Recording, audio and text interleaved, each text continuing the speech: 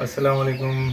تو آج ہم قاری صاحب سے پوچھیں گے جی کہ سحری کے بارے میں پوچھیں گے، اور اگر روزہ سحری رکھ کے کیا جائے تو اس کے بارے میں کیا کام ہے، اور اگر اس کا کہ ثواب کتنا ہے، اور اگر سحری کے بغیر روزہ کریں تو اس کے بارے میں کیا ہے، اور روزے کے فضائل کے بارے میں بتا دیں۔ اور ایک سوال اور بھی آپ سے کہ اگر روزہ کس چیز سے ٹوٹتا ہے اس کے بارے میں ذرا لوگوں کو بتا دیں کہ کس کس چیز سے احتیاط کرنی چاہیے آپ کو۔ بسم اللہ الرحمن الرحیم۔ دیکھیں، رمضان مبارک کا یہ برکت والا مہینہ ہے۔ روزہ دار کے لیے جو فضیلتیں ہیں وہ سب اپنی جگہ پہ مسلم ہیں۔ حدیث مبارکہ میں کئی سارے فضائل بیان کیے گئے ہیں، جیسا کہ حدیث پاک میں آتا ہے کہ آپ صلی اللہ علیہ وسلم نے ارشاد فرمایا کہ جنت کے 8 دروازے ہیں، اور ان میں سے ایک دروازہ جس کا نام ریحان ہے وہ خاص روزہ داروں کے لیے ہے، کہ اس میں سے صرف اور صرف وہی لوگ داخل ہوں گے کہ جو روزہ دار ہیں۔ اس کے علاوہ اور بھی بے شمار فضائل ہیں روزے کے لیے، جیسا کہ ایک اور حدیث میں آیا کہ فرمایا کہ روزہ دار کے لیے 2 خوشیاں ہیں، اور ایک خوشی تو اس کو افطار کے وقت حاصل ہوتی ہے کہ جب وہ روزہ رکھنے کے بعد دن سارا مشقت برداشت کرنے کے بعد جب وہ افطار کرتا ہے، چند گھونٹ مشروب کے یا کھانے کے چند لقمے اس کے پیٹ میں جاتے ہیں تو ایک عجیب سی لذت اور فرحت محسوس ہوتی ہے۔ یہ خوشی تو اس کے اس وقت حاصل ہوتی ہے۔ اور دوسری خوشی جو ہے روزہ دار کے لیے فرمایا کہ عند لقاء ربی، جب وہ اپنے رب سے ملاقات کرے گا تو اس وقت اس کو حاصل ہوگی۔ اب اس خوشی کا کیا عالم ہوگا کہ جب اللہ سے ملاقات ہوگی تمام جہانوں کے بادشاہ سے، اور اس وقت اس خوشی کا عالم کیا ہوگا، یہ کوئی اس دنیا میں اس کا اندازہ نہیں لگا سکتا اور نہیں کر سکتا ہے۔ دوسرا قاری صاحب ایک بات اور بتا دیں کہ یہ ہمیں سنا ہے میں نے کہ جیسے ہی مطلب افطار کے وقت جو دعا کی جائے تو وہ قبول ہوتی ہے، اور اس وقت اللہ تعالیٰ کہتے ہیں کہ اللہ تعالیٰ جب حضرت موسیٰ سے ملتے تھے تو ان کے درمیان 70 پردے ہوتے تھے، اور کہتے ہیں افطار کے ٹائم روزہ دار اور اللہ کے درمیان کوئی پردہ نہیں ہوتا دعا کے درمیان۔ اس کے بارے میں آپ تھوڑی سی وضاحت کر دیں۔ دیکھیں، روزہ دار کی دعا تو قبول ہوتی ہے، اس میں کوئی شک نہیں ہے۔ باقی جہاں تک یہ تعلق ہے افطار کے وقت، تو بے شک افطار کا وقت جو ہے یہ قبولیت کا وقت ہے، چونکہ جیسا کہ فرمایا حدیث پاک میں بھی کہ مزدور کو مزدوری دو اس کا پسینہ خشک ہونے سے پہلے پہلے۔ تو یہ دن سارا جو انسان روزہ رکھتا ہے اللہ تعالیٰ کے لیے، اللہ تعالیٰ کے لیے بھوک پیاس کو برداشت کرتا ہے، پینے کا پانی موجود ہے وہ نہیں پیتا اس لیے کہ اللہ کا حکم ہے، کھانے کی چیزیں موجود ہے، سب آرائش کی چیزیں موجود ہے، لیکن وہ ان سے فائدہ نہیں اٹھاتا، نہیں کھاتا پیتا اس لیے کہ اللہ کا حکم ہے، روزہ فرض ہے اور روزہ رکھتا ہے۔ تو ظاہری بات ہے کہ جب اس کے افطار کا وقت آتا ہے، جب یہ اس اپنے عمل کو پورا کر لیتا ہے تو اس وقت اس کی اجرت کا وقت ہوتا ہے، یعنی اس کو اجر دیا جانے کا وقت ہوتا ہے۔ تو اس وقت میں جب وہ اپنے لب سے کوئی چیز مانگے گا یا کسی چیز کا سوال کرے گا تو ضرور بضرور دیا جائے گا، اور بے شک اس میں کوئی شک نہیں ہے۔ باقی رہی یہ بات کہ آپ نے کہا کہ سحری کے متعلق سحری کے بغیر روزہ رکھا جائے یا سحری کر کے روزہ رکھا جائے، تو دیکھیں یہ کتاب مشکات المصابیح ہے، آپ دیکھ سکتے ہیں۔ مشکات اس کتاب کو کہا جاتا ہے اور احادیث کی مستند ترین کتاب ہے۔ اس کے اندر جو ہے وہ رمضان کی اس طرح سے مسائل بیان کرتے ہوئے جب مصنف نے اس طرح سے سحری کا باب باندھا ہے تو اس کے اندر ایک حدیث لائے ہیں، فرماتے ہیں انس رضی اللہ تعالیٰ عنہ قال رسول اللہ صلی اللہ علیہ وسلم تسحروا، حضرت انس سے روایت ہے کہ آپ صلی اللہ علیہ وسلم نے ارشاد فرمایا کہ تم سحری کرو، فإن فی السحور برکہ، پس بے شک سحری کرنے میں برکت ہے، متفق علیہ، متفق علیہ روایت ہے، یعنی تمام راویوں نے اس کو روایت کیا ہے، بخاری اور مسلم وغیرہ نے۔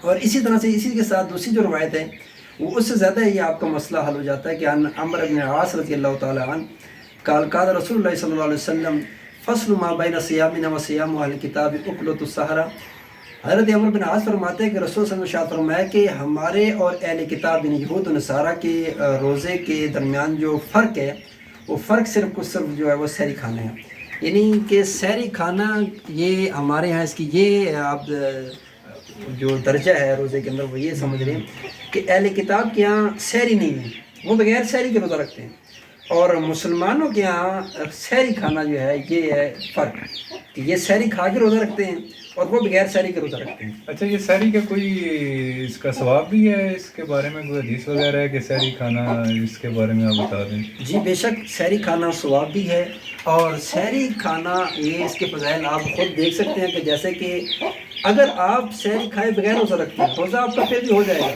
لیکن شرط یہ ہے کہ آپ نے نیت کی ہے روزے کی، لیکن مسئلہ ہے کہ آپ سحری کے بغیر روزہ تو آپ نے رکھ لیا، آپ کے اور اہل کتاب کے روزے میں فرق نہیں رہا۔ جب آپ نے سحری کھا کے روزہ رکھا تو آپ نے پیغمبر صلی اللہ علیہ وسلم کے احادیث پر عمل کیا کہ آپ نے فرمایا تسحروا کہ سحری کرو، خوب کرو، تو آپ نے سحری کی، اس پہ عمل ہو گیا۔ دوسری بات یہ کہ اہل کتاب اور آپ کے روزے کے درمیان فرق ہو گیا۔ اب سحری کے متعلق یہ بات یاد رکھیں کہ عام طور پر معاشرے کے اندر یہ بات ہے کہ وہ سحری کھا لیتے ہیں وقت پہ، لیکن سحری کھانے کے بعد کچھ وقت بچ جاتا ہے، اذان کے لیے کچھ وقت ہوتا ہے، تو اس میں وہ کیا کرتے ہیں کہ پانی کا گلاس بھر کے اپنے پاس رکھ لیتے ہیں اور موبائل چلانے میں، فیس بک وغیرہ چلانے میں، یا یوٹیوب چلانے میں، یا کسی اور چیز میں مصروف ہو جاتے ہیں۔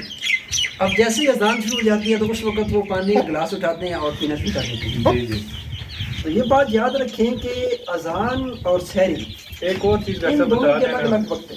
یہ جو صبح ہم روزہ مطلب صبح روزہ بند کرتے ہیں جب، تو ایک تو مطلب آج کا روزہ بند ہو جاتا ہے 4:30 یہ جس ٹائم بھی ہوتا ہے ہمارا بند، تو اس کی اور روشنی کے درمیان تو کافی فرق ہے، گھنٹے ہی کا فرق ہے، تو یہ اتنا پیچھے اس کا کیا مطلب، یہ تھوڑا سا جی بتا جی، دیں۔ میں اسی بات پہ آتا ہوں۔ تو پہلے جو میں نے مسئلہ چھڑا تھا وہ سحری والا، تو جیسے اذان شروع ہو گئی تو آپ کا روزہ بھی شروع ہو گیا۔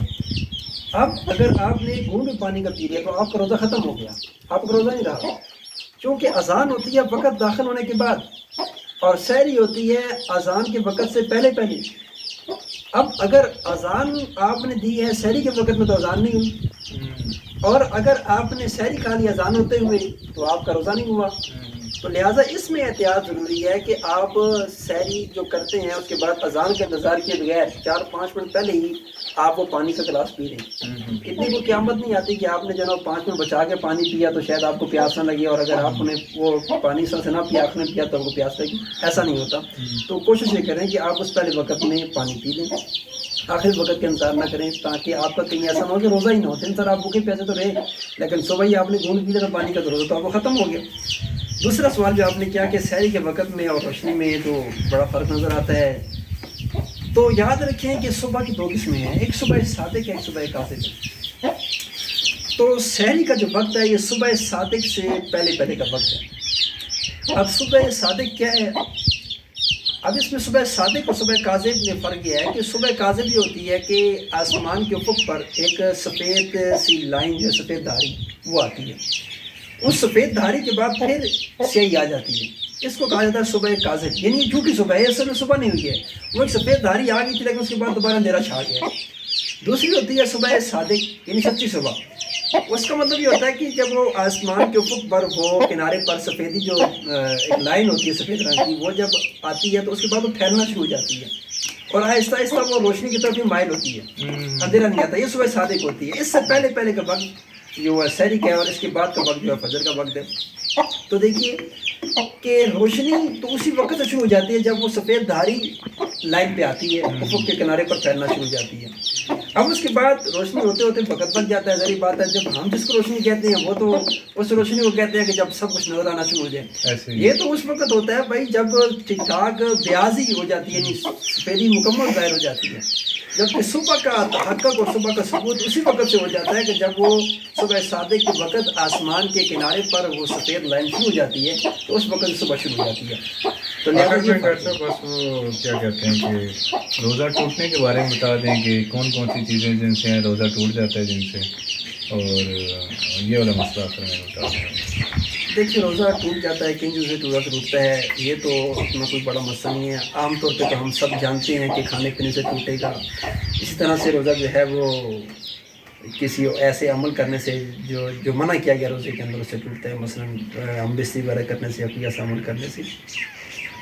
عام طور پر لوگوں کے ذہن میں ایک شبہ رہتا ہے کہ وہ سفر وغیرہ کرتے ہیں، جی الٹی کر لی، خون آ گیا، ایسے ہی تو اس سے روزہ ٹوٹتا ہی نہیں ٹوٹتا۔ دیکھیں روزہ ٹوٹتا ہے ان چیزوں سے جو چیز آپ نے اندر لی اور اس نے آپ کو تقویت دی، غذائیت دی، جو چیز غذائیت نہیں دیتی نا اس سے روزہ نہیں ٹوٹے گا۔ اچھا، مثلا آپ نے کوئی دوائی پی ہے تو اسے غذائیت ملتی ہے تو روزہ ٹوٹے گا، لیکن اگر آپ نے آنکھوں میں سرما لگا لیا چیز تو یہ بھی اندر چلی گئی، آپ کے جسم میں چلی گئی ہے، لیکن اس سے کوئی تقویت آپ کو نہیں ملتی، کوئی غذائیت نہیں ملتی تو روزہ ٹوٹے گا۔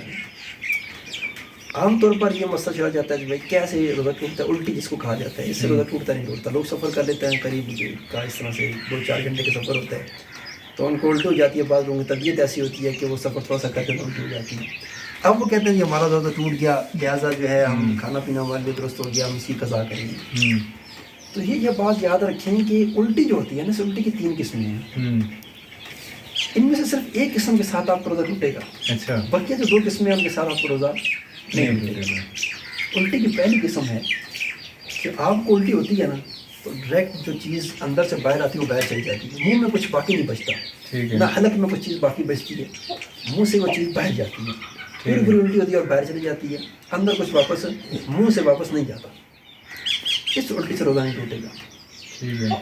دوسری الٹی وہ ہے کہ آپ کو الٹی آتی ہے گلے تک آتی ہے، الٹی گلے تک آ جاتی ہے، یہیں سے نیچے چلی جاتی ہے، آپ منہ کو باٹا کر لیتے ہیں، مضبوط کر لیتے ہیں، تو اسی وقت کیا ہوتا ہے کہ وہ الٹی حلق سے نیچے اتر جاتی ہے، منہ تک آنے کی نوبت نہیں آتی. تو یاد رکھیں کہ اس الٹی سے روزہ نہیں ٹوٹتا. اچھا. تیسری الٹی کی وہ قسم جس سے روزہ ٹوٹتا ہے وہ یہ ہوتی ہے کہ آپ نے الٹی کی، الٹی باہر بھی گئی ہے، کچھ الٹی منہ میں بچ جاتی ہے. اچھا. وہ منہ میں جو الٹی ہے وہ آپ اندر لے لیتے ہیں. اچھا. جب منہ میں آئی ہوئی الٹی کو آپ نے اندر لے لیا نا، اس سے روزہ ٹوٹ جائے گا. اچھا. اس میں یہ ہے کہ جب وہ اگر اندر بھی چلی گئی وہ بندہ جان کے تو نہیں لیتا، اچانک خود ہی چلی گئی. جی بالکل ایسا ہی ہوتا ہے. ایک آدمی پانی میں نہا رہا ہے، وہ جان بوجھ کے تھوڑا ہی پیتا ہے پانی اس کے اندر چلا جاتا ہے. اچھا. اب پانی اندر چلا گیا تو روزہ ٹوٹے گا نا. اچھا. اس سے بھی ٹوٹ جائے گا، مطلب الٹی کو دوبارہ آپ کا یہ ضروری نہیں ہے کہ آپ نے جو ہے وہ قصد کیا ہے پھر آپ نے الٹی اندر کر دی. آپ کو ظاہر بات ہے الٹی تو قصد سے کوئی بھی اندر نہیں کرے گا نا. قصدن تو کوئی بھی عقل مند آدمی الٹی کو اندر نہیں لے گا واپس جب منہ میں آ گئی ہے، کیونکہ منہ میں آنے کے بعد وہ باہر ہی نکالے گا. لیکن اگر وہ اندر واپس چلی جاتی ہے، منہ سے واپس آپ نے اندر لے لی ہے تو اس سے آپ کا روزہ ٹوٹ جائے گا. جزاک اللہ. بہت شکریہ جی. آج کے لیے اتنا ہی. تو انشاءاللہ باقی کے لیے ہم اگلی ویڈیو میں آپ سے اس میں ہم بیان کریں گے روزے کے مسائل بھی اور فضائل بھی. بہت شکریہ کاری صاحب.